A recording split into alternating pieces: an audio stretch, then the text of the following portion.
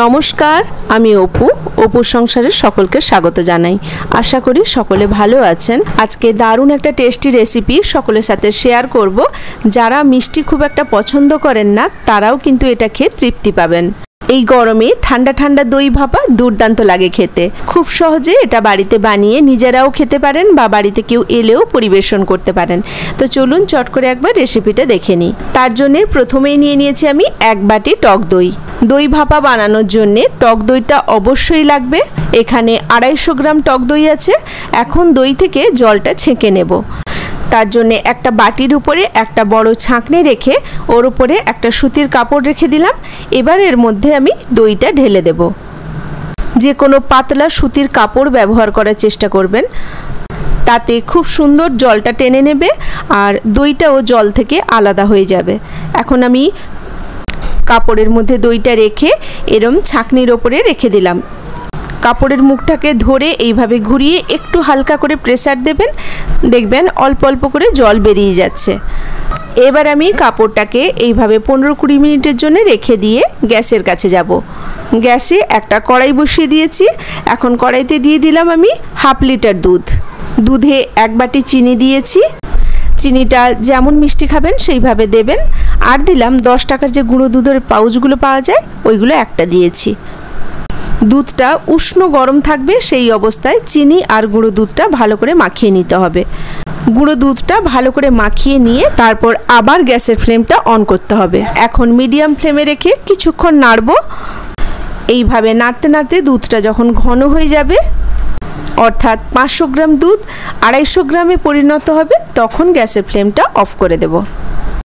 দুধটা ঠান্ডা হয়ে যাওয়ার পরে আরও একটু ঘন হয়ে যাবে, তাই আন্দাজ করে সময় মতো গ্যাসের ফ্লেমটা অফ করতে হবে। এখন দইটা দেখব কতটা জল বেরিয়েছে। এই যে দেখুন কতটা জল বেরিয়ে গেছে। এই জলটাও ভীষণ উপকারী। ফেলে না দিয়ে সামান্য বিট লবণ আর জল মিশিয়ে কিন্তু খেতে পারেন। এখন কাপড় খুলে দইটা বের করে নেব। এই যে দেখুন জল ঝরানো দই একদম শক্ত হয়ে বসছে। দই ভাপার জন্য কিন্তু এই দইটা প্রয়োজন। দইতে জল থাকলে কিন্তু দই ভাপা ভালো হবে না। এখন এটা আমি ঢেলে নেব একটা বাটিতে। দইটাকে এখন ভালো করে ফেটিয়ে নিতে হবে। এই গরমে টক দইটা কিন্তু ভীষণ উপকারী।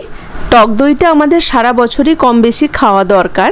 আর দই ভাপা ভীষণই সুস্বাদু। একবার অবশ্যই বানিয়ে দেখবেন। খুব বেশি জিনিস লাগে না, কয়েকটা জিনিস হলেই এটা তৈরি করে নেওয়া যায়। দইটা কিন্তু বেশ কিছুক্ষণ ধরে এইভাবে ফেটিয়ে নিতে হবে।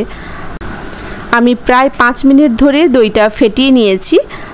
যতক্ষণ না ওর মধ্যে একটা ক্রিমি টেক্সচার আসছে ততক্ষণ কিন্তু দইটা ফেটিয়ে নিতে হবে। যে দুধটা ফুটিয়ে রেখেছিলাম ওটা একদমই ঠান্ডা করে নিয়েছি। ঠান্ডা করে এটা দইয়ের সাথে মাখিয়ে নিব। দইয়ের সাথে দুধটাও খুব ভালো করে কিন্তু মাখাতে হবে। এই ফেটানোর কাজটা কিন্তু একটু সময় ধরে করতে হবে, মানে খুব ভালো করে এটা ফেটিয়ে নিতে হবে।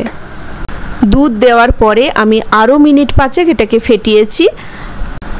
এখন এটা মোটামুটি রেডি হয়ে গেছে। এখন এর মধ্যে দিয়ে দেব 2 চামচ কাস্টার্ড পাউডার। যে কোনো মুদির দোকানে এই কাস্টার্ড পাউডার পেয়ে যাবেন।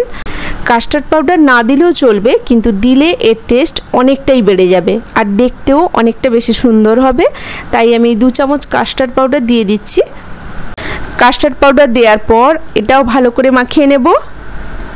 আগে যেমন দইটা ভালো করে মেখেছিলাম একই রকমভাবে কাস্টার্ড পাউডারটাও বেশ খানিকক্ষণ ঘুরিয়ে ঘুরিয়ে এইভাবে ভালো করে মাখিয়ে নেব। সবটা মাখানো হয়ে গেছে। খুব সুন্দর একটা ক্রিমি টেক্সচারও এসে গেছে। একটা স্টিলের পাত্র নিয়ে নিয়েছি। এবার এর মধ্যে বাটার পেপার দিয়ে দেব। বাটার পেপার দিয়ে আমি যে ব্যাটারটা রেডি করে রেখেছি ওই ব্যাটারটা ঢেলে দেব এর মধ্যে। যে কোনো স্টিলের পাত্র বা অ্যালুমিনিয়ামের পাত্র কিংবা টিফিন বক্স হলেও চলবে। যে কন্টেনারই হোক না কেন একটু যেন গভীর হয়, তাতে জিনিসটা দেখতেও ভালো হবে আর তৈরি হবে খুব সুন্দর। আমি সবটা ব্যাটার ঢেলে দিয়েছি। এখন আমি এইভাবে একটু ট্যাপ ট্যাপ করে নেব।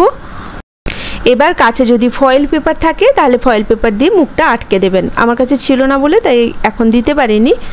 আগে থেকে কড়াইতে জল দিয়ে একটা স্ট্যান্ড বসিয়ে রেখেছি, তার মধ্যে বাটিটা রেখে দিলাম। যেহেতু ফয়েল পেপার দিয়ে মুখটা আটকাতে পারিনি তাই আমি অন্য একটা পাত্র দিয়ে মুখটা ঢাকনা দিয়ে দিলাম। কাছে যদি কোনো এয়ারটাইট কন্টেনার থাকে তাতেও বসাবেন, তাতেও অনেক ভালো হবে। এবার গ্যাসের ফ্লেমটা হাই রেখে 20 মিনিট স্টিম করে নিতে হবে। 20 মিনিট বাদে আমি ঢাকনা খুললাম। ঢাকনাটা ভীষণই গরম, তাই ওটা সাবধানে বের করে বাটিটাকে ঠান্ডা করে এখন দেখাচ্ছি। এই যে দেখুন, দই ভাপা একদম রেডি হয়ে গেছে। বাটিটাকে সোজা করলেও কিন্তু বেরিয়ে আসছে না, একদম চাপ হয়ে বসে গেছে। দেখতেও কতটা সুন্দর লাগছে। এবার আমি এটা একটা প্লেটে ঢেলে নেব। তার জন্য একটা ছোট চামচের মাথাটা দিয়ে সাইডগুলো হালকা করে একটু ছাড়িয়ে নেব। এবার প্লেটের মধ্যে উল্টে একটু ধাক্কা মারলেই বেরিয়ে আসবে। বাড়িতে পাতানো টক দই দিয়ে বানালে আরও বেশি সুন্দর হয় খেতে। এই গরমের সময় একবার অন্তত বানিয়ে দেখবেন, খেতে কিন্তু ভীষণই সুস্বাদু হয়। এই যে দেখুন, প্লেটে ঢেলে নিয়েছি, কত সুন্দর লাগছে দেখতে। এখন ওপরে যে বাটার পেপারটা দিয়েছিলাম সেটাকে বের করে দেব। একটু টানলেই বেরিয়ে আসবে। বাটার পেপারটা নিচে থাকলে খুব সহজে কিন্তু দই ভাপাটা বেরিয়ে আসে। এই যে দেখুন কত সুন্দর লাগছে, একদম রেডি দই ভাপা। এবার আমি একটু কুচনো বাদাম দিয়ে ওপরেরটা ডেকোরেট করে দেব। একটু কাজু, পেস্তা, কিশমিশ এসব দিয়ে আমি সাজিয়ে দিচ্ছি। হাতের কাছে যা থাকবে সেটা দিয়ে একটু ডেকোরেট করে দেবেন, তাতে দেখতে আরও বেশি সুন্দর লাগবে। এবার এটা আমি একটু কেটে দেখাচ্ছি, ভেতরটাও কতটা সুন্দর হয়েছে। বাড়িতে লোকজন এলে বা কোনো অকেশনেও কিন্তু এটা বানিয়ে পরিবেশন করতে পারেন। সামার সিজনে এটা একটা দুর্দান্ত ডেজার্ট। আমি একটু কেটে দেখালাম, দেখুন ভেতরটাও কতটা সুন্দর হয়েছে। কেমন লাগলো আজকের এই রেসিপি ছোট্ট একটা কমেন্ট করে জানাবেন। আর যদি ভালো লেগে থাকে তাহলে একটা লাইক দিয়ে দেবেন। সকলে ভালো থাকবেন, সুস্থ থাকবেন। কথা হবে আবার পরে ভিডিওতে নতুন কোনো রেসিপি নিয়ে। আজ এখানেই রাখি। নমস্কার।